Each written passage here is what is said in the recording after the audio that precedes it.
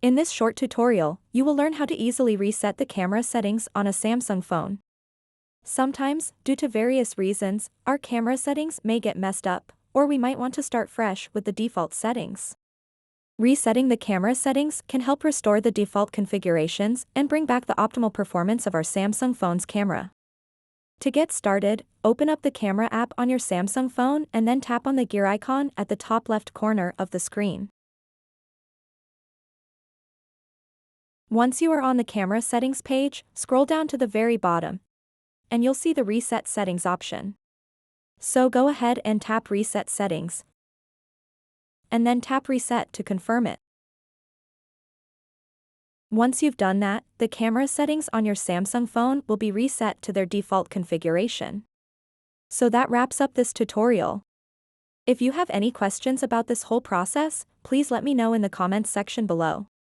And if this video helped you out, please give it a big thumbs up and subscribe to this channel for more tutorial videos like this one. Thank you so much for watching and have a good day.